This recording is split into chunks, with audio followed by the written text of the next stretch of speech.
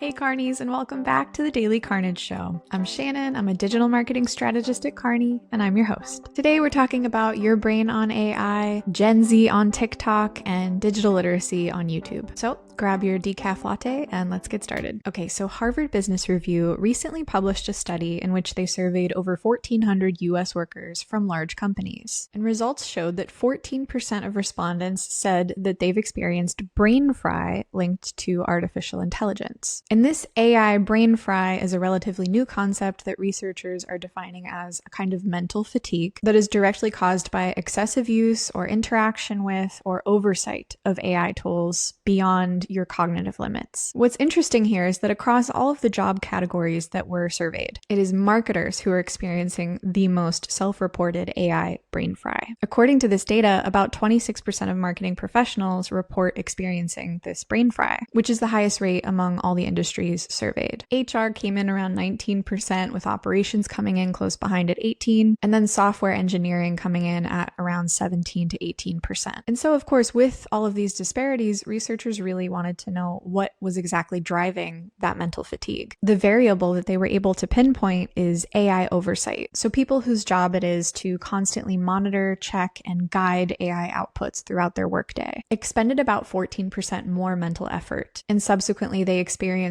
roughly 12% more mental fatigue. They saw that productivity did increase when workers moved from just using one AI to two or sometimes three, but there's a huge drop-off. When people started to use more than 3 AI tools during their workday, productivity actually declined, causing a lot of this mental fatigue. I talked a lot about the consequences of mental fatigue in the workplace during our marketer burnout episode, which you should go check out if you haven't watched it yet. But the research findings here were consistent with what we already know about mental fatigue and cognitive overload. In this case, respondents reported 33% higher decision fatigue, 11% more minor errors, and 39% more major errors, which is a huge concern. And of course, all of this weighs heavily upon retention. Among workers who were not experiencing AI brain fry, 25% said that they were actively considering leaving the job. But among those who are suffering, 34% said that they were thinking about quitting. Some of the things these people were reporting were mental fog, headaches, slower decision-making, and they also said that there was a buzzing or a cluttered feeling in their brain after hours of AI-assisted work. Among other things, I think this data is a great argument for a limiting of how many AI tools are forced upon an organization. I think a level of intentionality about how to integrate AI into each unique workflow is really critical to preserving not only human talent, but human spirit. Of course, there are limits to the volume and intensity of work that one human can do in a role. And yes, AI systems have the potential to exponentially expand that. But as jobs, especially in marketing, move from doing the task yourself to overseeing AI do the task, we need to be mindful that there are still human limitations, even though we're working with AI. The AI overseer becomes weary. If this resonates with you, if you're being asked to manage multiple AI systems and you're experiencing some cognitive fog that you didn't before, it's worth getting curious about that. It's worth talking to peers and coworkers and managers about that. You know, every time labor is revolutionized by a new technology that speeds up production and makes everything more efficient, there's a little bit of a lag until we understand what workers' rights are in the new environment. And so studies like this are really helpful and empowering for us to understand what's happening to our bodies and brains as we really rapidly try to adapt under so much external pressure. I think transparent conversations about AI need to be happening in the workplace. Here are the ways it's enriching the organization and empowering us. Here are the ways it may be doing some kind of insidious damage. How do we address that? How do we set guardrails to protect each other? I think these are reasonable expectations given the data. You know, nobody wants a bunch of brain-fried creatives at the brainstorm. But what happens when AI starts taking too much off of your plate? New research has come out from Anthropic, so take that for what it's worth. But the study claims that 65% of tasks performed by marketing professionals could be replaced by AI or automated by AI systems. Anthropic analyzed hundreds of occupations to kind of identify which were the most vulnerable to being replaced by AI. And out of 800 professions that were studied, marketing ranked 5th most vulnerable. So much of what we do is processing and synthesizing language. And whether or not AI is as good at generating those materials as we are, and I don't believe it is, we've reached a point where it's sort of good enough for business. The name of our game has always been do more with fewer resources. And so with AI, the pressure to scale has never been greater. Survey results show that a lot of CMOs are planning to dramatically reduce their marketing staff over the next 2 years. But whenever I feel anxious about how hard it is to imagine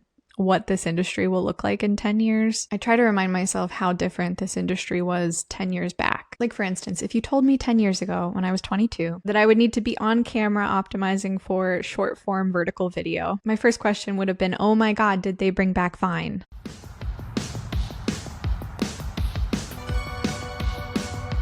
The point is, I'm still here. Everything's okay.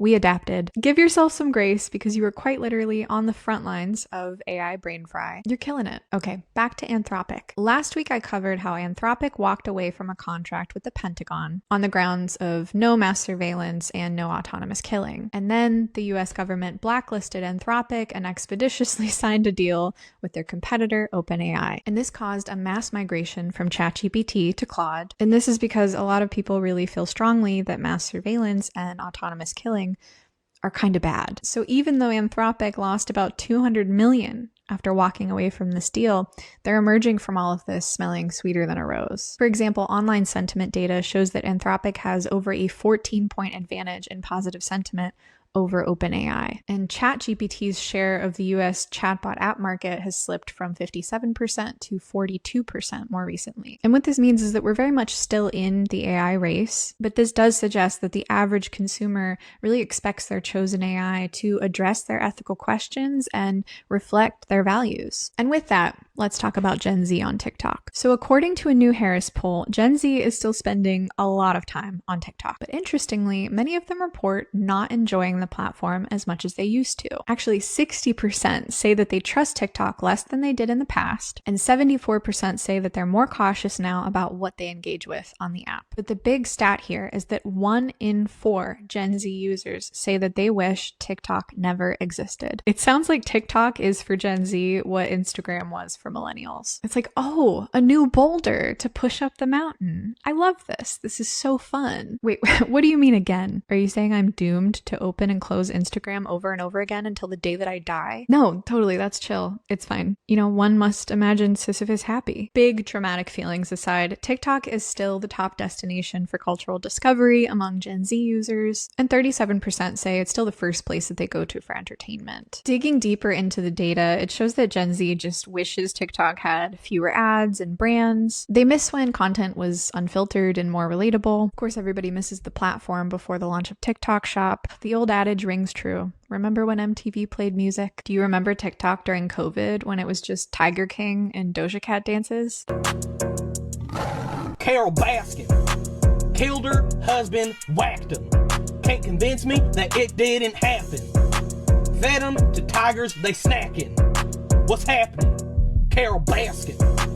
That was nice. But if you think about it, all of this is really our fault. You know, marketers are kind of like a party guest that arrives late with like an unseasoned egg salad dish, who like immediately finds the aux and switches the music to Imagine Dragons, and then just like stands in the corner of the room listening to people talk, taking little notes in a journal. But it's not just us. The algorithm is a big problem too. A third of Gen Z say that they actually feel like they have to train their algorithm now because it's just flooded with low quality AI generated content. And so nearly half of Gen Z creators say that they're just posting less and sometimes stopping entirely, trying to migrate their followers elsewhere, most of the time YouTube. And this survey found that 78% of Gen Z users see YouTube very favorably. But if for some bananas reason you are looking for a new short form vertical video platform, Disney Plus has rolled out their very own feed called Verts. These are swipeable vertical videos designed to basically look and feel a lot like TikTok. Naturally, it's full of quick clips from content instead of full episodes, and it's really aimed toward younger users. And this was a concept Disney tested with the ESPN app last year. We're gonna start seeing everybody have a vertical video feed, so buckle up. And finally, speak of the devil, YouTube is putting serious money behind digital literacy for teens, which is very cool. The platform announced recently that it's donating $20 million to a new global digital literacy program, and it's really designed to help teenagers better understand the dynamic digital landscape that they're growing up in. And this money will support a multilingual digital resource center, as well as a curriculum that can be used by educators, parents, and youth organizations. And that curriculum will be informed by an Ipsos study that surveyed almost 10,000 teenagers about the challenges they face every day on the internet, which means that it will address misinformation and online manipulation and mental health pressures and, yes, AI-generated slop. Yes, aesthetic. Mwah. Ice cream's so good. Yeah. Back in my day, we called this maximum risk. You know, things that we could have really benefited from, like how to manage your screen time and how to recognize fake news. Media literacy is, of course, a critical skill to being a neighbor, a citizen, a person in a community. But it also means the difference between being afraid every day, being easily manipulated, feeling like the world is unnavigable, and alternatively understanding technology as simply a tool. So I'll definitely be excited to see more from that initiative. It is finally time for an ad from the past, and today I present to you Apple from 1983. If you are, as I presume you are, begrudging your inbox today, allow me to add a little levity. The headline of this ad is "How to Send Mail at 670 million miles per hour." The editorial text reads, "There are more people in more places doing more things with Apples than with any other personal computer in the world. Obviously, one ad can't tell the whole story, but it can explore just one of the things that can make an Apple personal computer meaningful to you personally. It's called electronic mail, which simply stated is a quick and inexpensive way of sending any information anywhere, anytime. This new technology enables your Apple to send or receive any correspondence to any compatible computer over standard phone lines, the same ones your voice has been using for years. All you need is an Apple and a device called a modem that translates the computer's electronic codes into fleet phone signals, which in turn can actually move messages at about the speed of light versus the speed of the US mail. Okay, shady. Depending on the software you use, your Apple personal computer can perform a number of unusual postal chores, functioning, for example, as a 24-hour-a-day mailroom, automatically sending and receiving messages unattended, even late at night when phone rates are lowest. This copy is without a doubt beyond bloated, but it's so sweet to think of a time where we had to be educated and convinced about email. So as you are mass deleting spam from your inbox today, just take a moment to remember that a long time ago, to humans in the 1900s, email was quite a magical thing. And that wraps it up today for the Daily Carnage. Thank you so much for joining me. Make sure to like and subscribe across all our socials. And of course, don't forget to subscribe to the Daily Carnage newsletter. We send one issue at the speed of light every day of your work week so you can start the day off right. Have a good one, Carnies, and I'll see you in the inbox.